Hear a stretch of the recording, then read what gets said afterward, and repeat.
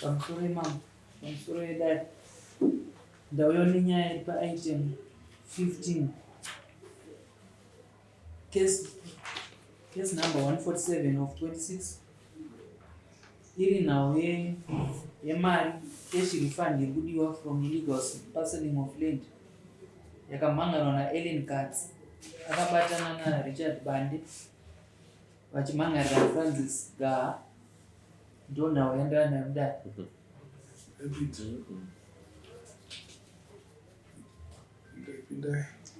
Tichakumbirawo Ellen Katz naRichard Bande musimudze maoko nyerudyi mutedzera zvandakutaura mashure.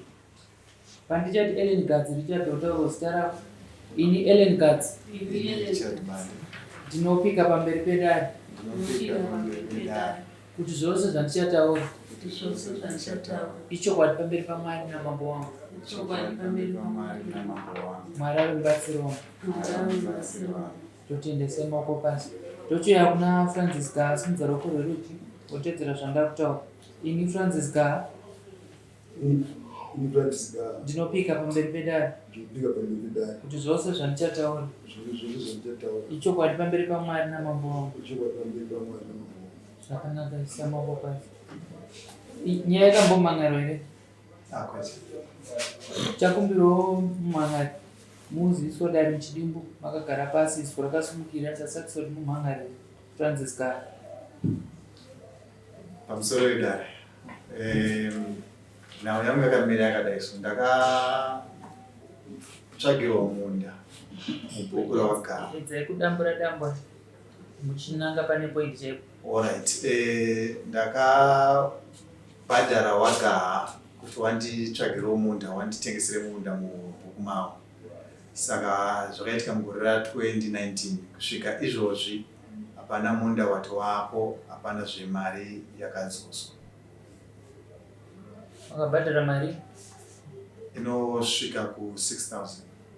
6,000 2019 Ndizvozvo. Saka mukuklema mari kutouya kuna mambo kutoti teedza kuenzanisa zvii nekuti takatozvizamawo kuti mari idzoke kusvika pazuva ranhasi. Francis, mboyeyo nyaya hanzi takakupai 6,000 muchiti muchavapa dhundu remunda. Hamuna kwanisa kuvapa dhundu remunda uye hamuna kwanisa kudzosera mari kubva 2019. Tisikapedzi dare nguva inini handisiri ndakapiwa mari ndakabhadharwa mari asi pakaitwa zvinhu zvindanga ndiripo ndakazviona zvichiitwa asi haina kubhadharwa 6,000 yese musi iwoyo. Vakabhadhara zvinhu zviviri nenzvimbo yavaida nababa vangu kwete kwandiri. Ndokwazvazodii? Hanzi hamuna munda wacho hauna kubuda, mari haina kudzoka. Munda wavo wanga utoripo panguva yacho ya2019. Munda wacho wanga pa2019 vakabva vazoenda hame kuti vanga vaenda kupa vana kudzoka vanga vabhadhara 3,000 panguva yacho 2019. Vakabhadhara 2019 3,000 havana kubhadhara mari yacho yese haina kusvika 6,000. Figa yavo yakutaura apa yandinayo yazvikapesa. Mutu wakabhadhara mari Nokuya kwandikuita inini vakataka kubhadhara 3,000 ndobva vazobhadhara 1,000 because 3,000 vakabhadhara 2019, 1,000 vakabhadhara 2022, then 500 vakabhadhara 2022, then 500 vakabhadhara 2023. Ndomafika handinawo kuna baba kwete kwandiri. Saka total mari yakaita mari Inini tichiweka mari iri kusvika pa5,000 ndichiweka zvatukuweka ndikuva kuti pane 3,000 pane 1,000 vaita 4,000 vabvaita 500 vaita 4.5 vaita imwe 500 chibvaita 5,000. Saka takakwanisa kuti mari yacho isadzoserwe ichisvika pari nani. panguva yacho pakabva tasanganzana nematambudziko akawandisa. Baba vacho vanga vakarwara nanhasi vachimborwara. Saka nini ndatopinda kuti ndinenge ndizame kuti ndivatsvagire pamwe pekuti vagare ipapa pakazoita matambudziko nemachallenges akasiyana-siyana. Ndatombotsvagira pamwe ndobva vaparamba. Ndatopa munhu wacho mari vakatouya vakatosikopaona next neighbor wangu ndiwo ndakatokumbira kuti pane zvinhu zvakaitika ndakafanana neapa ndatomubhadhira munhu mari watouya zatinda nawo kukure kwamashingi ndakumbira uyu kuti mwane kuita sei ukati nzvimbo yacho itadii kuti manje ini ndakaomera baba wacho vakarwara mari yedu yakashanda zina zvinhu zvacho zvazvakaoma. Watiwo nzvimbo iyi yanga iripo ndobva wabhoenda yakazoendawo nzvimbo iyi zvakaitika nzvimbo iyi panga pane mwana wangu wemumusha anga kavaka rimwe saidi ava vanga vari kunemwe saidi.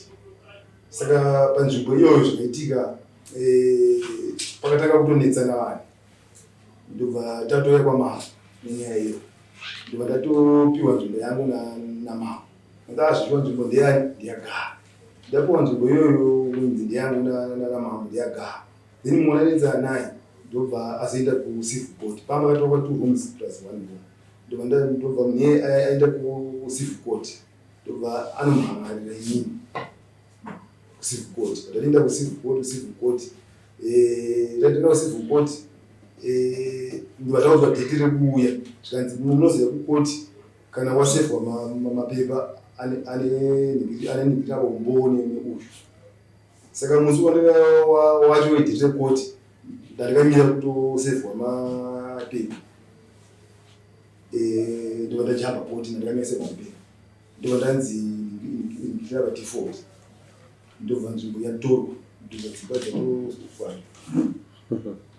Saka mari yavavo iri kuitwa sei? Chato chichemo bhozi ndakatombozamawo nepandokwanisa kuti nditi chichemo kunani kudare kuti ndingazvifambisire sei bhozi ini wacho ndakatomerwa ndakabva ndazofirwa nemwana nguva yacho. But dare ndo rinopindura kuti woita sei kuti utore mari yevanhu yamakatora muchitengesa ivhu risingatengeswa? Ipapo neni kuti ndandisiri panguva ari baba vangu vakaita. Garai pasina baba wenyu kamuronge kuti moita sei kuti mudzorere munhu mari yake. Saka baba vacho havatorina apa vari kutorwara zvekuti hapana ndini chititohwa ndatongo. Aiwa izvozvo usatipire nyaya dzemahumbo amunei maita muchitorera vanhu mari dzavo. Because ifraud kai? Ifraud? Zvakaitika but zvimapepa acho yapa vakatoya. Tipindure zvokuti vari kuita sei kuti vawane mari yavo.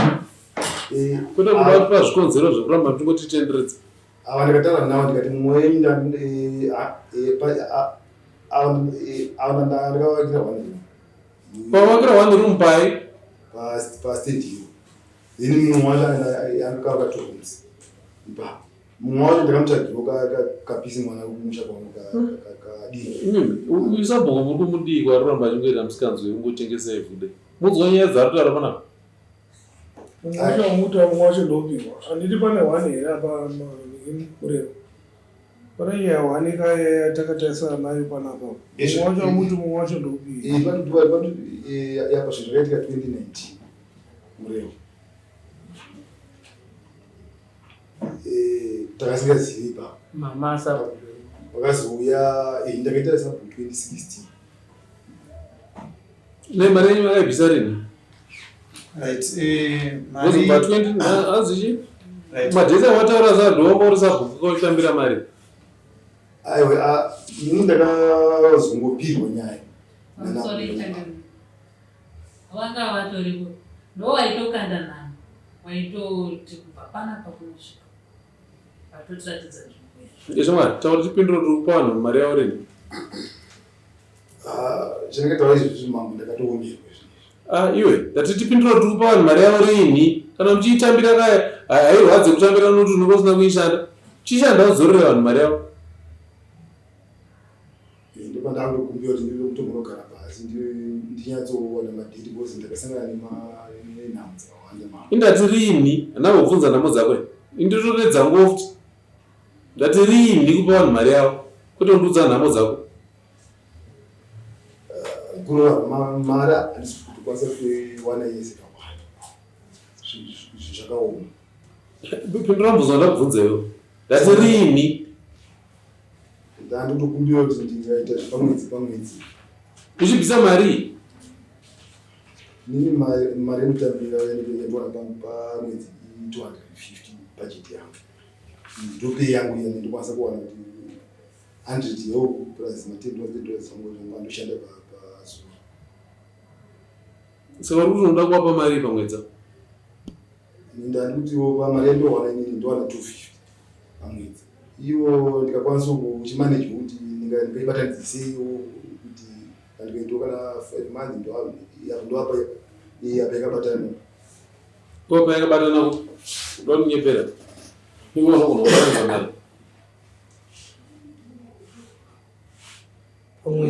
ndipe payment plan yacho yaunonyora yaunoita fulfill every month uchibhadhara mari yacho. ndati mambo inini mari yandowana pamwedzi 250 ndine vana saka ndakakwanisa kuti ndobhadhara zvangu 100 awa ndo wandoona no ndiko uzonditaure mari yandikakwanisa ishe ndokuzvinzwisa zvawauta ende pamari yacho kati utaura nezve ivo vanoramba havo kuti 5 iri kutosvika ku6 tochimboti isusu 5 yaakutaura tikachibvisa 100 pamwedzi igore rimwe inopera changaniri semataurira ari kuita.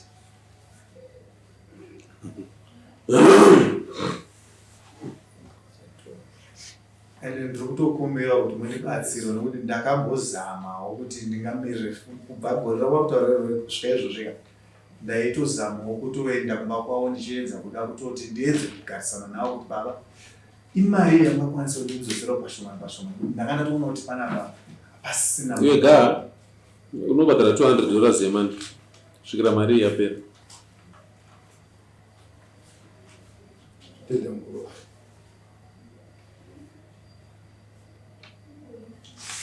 Gadzira schedule yaanonyora munoyarini muzosainira neagreement iyo muyamusainira neconsent pana kana usina kuita fulfill then from there woita application yekuti uende ujeri munoyarini uyana nechitupa chake nechitupa chake onyora neagreement yeconsent yekuti uya ari kukomita kubhadhara $200 a month move in a payment agreement.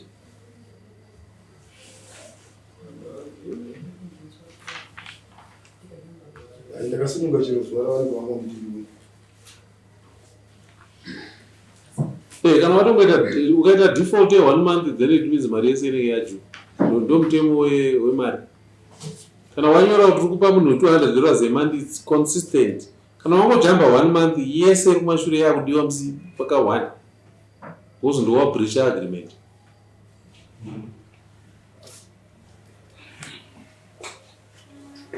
Prepare document rona musi wechipiri mondiratidza yawachita musi wechitatu yawasaini piwa namba piwa yazvitupa zvavo muise information. Sorry changamira amai vari kuchikoro vanogona kusununguka mumaweekends kazhinji. Kwamambo ndokunonzi shandai neweekend nyange nemirima ini ndiri kubasa ini ndichiita rangu basa mimi shandai chete muchiita rangu kuno. Anzi Monday ndinosununguka. Monday holiday.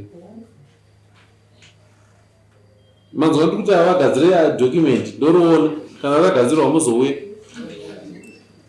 taurai zuva ramakasununguka racho mapiwa zvitupa here Saturday Saturday musi wa5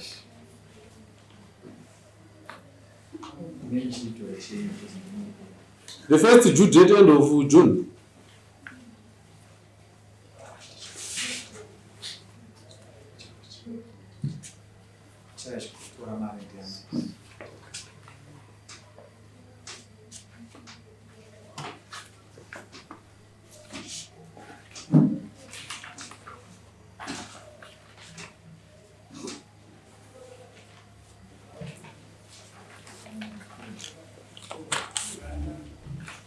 Izo mari dzatobhadhara mari usvika pa$6,000 tichibhadhara mari yei papa